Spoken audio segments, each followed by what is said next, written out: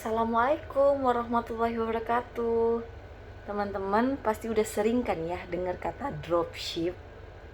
Sebelum itu, perkenalkan, nama saya Renata Dwi Mesa Putri. Saya Fakultas Syariah Institut Agama Islam Negeri Manado.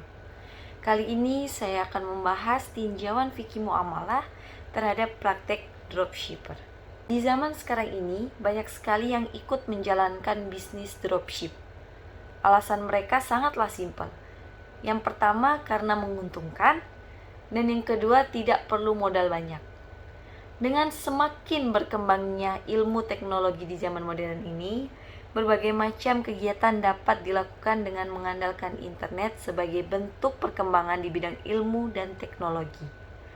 Salah satu bentuk kegiatan yang saat ini marak dilakukan manusia dengan mengandalkan internet adalah bisnis online. Adapun juga toko online yang transaksinya menggunakan sistem dropship. Sistem dropship yaitu tidaklah memiliki atau menyediakan barang. Ia hanya perlu melakukan kerjasama dengan perusahaan pemilik barang asli dan meminta izin untuk turut memasarkan barang-barangnya. Biasanya, praktik ini banyak dilakukan antar seller di marketplace ya, seperti Shopee, Tokopedia, Bukalapak, Lazada, dan lain sebagainya. Tapi, apakah teman-teman sudah tahu mengenai dropship secara umum dan pandangan fikih dalam kegiatan dropship ini? Namun, bagaimana Islam memandang kegiatan ini ya? Oke, baiklah. Di sini saya akan menjelaskan ke teman-teman semuanya. Untuk menghindari pemahaman yang kurang tepat, maka saya akan menjelaskan beberapa istilah yang berkaitan dengan apa itu tinjauan fikih muamalah terhadap praktik dropship. Yang pertama, tinjauan. Tinjauan adalah kegiatan meninjau, menyelidiki pandangan pendapat. Dan yang kedua, fikih muamalah, yaitu peraturan berdasarkan wahyu Allah dan sunnah Rasulullah tentang tingkah laku manusia yang diakui dan diyakini mengikat untuk semua orang yang beragama Islam. Ketiga, praktik. Praktik ini adalah latihan pelaksanaan sesuatu menurut teori, kebiasaan, kenyataan, dan terapan. Dan yang keempat, dropship.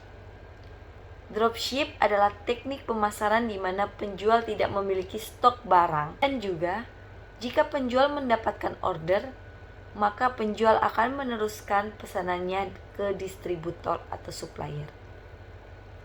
Lantas, bagaimana ya karakteristik dari praktik dropship ini? Pertama, dropship harus orang yang mengetahui spesifikasi dari barang yang hendak di dropship. Kita sebagai seorang dropshipper yang sudah meminta izin kepada supplier, berperan sebagai pekerja yang membantu pemasaran produk atau sebagai tukang promosi. Promosi yang dilakukan bisa dalam bentuk iklan, review, rekomendasi, dan berbagai hal. Sedangkan yang dimaksud akad salam ada apabila kita memerlukan waktu dalam proses produksi barang tersebut. Kita sebagai makelar wajib bertanggung jawab terhadap barang yang kita pasarkan.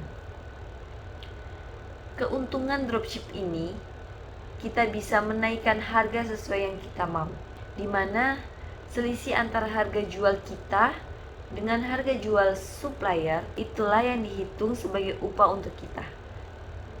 Untuk itu, kita tidak perlu menyimpan banyak barang atau stok barang sehingga kita bisa memulai usaha dengan modal yang minim.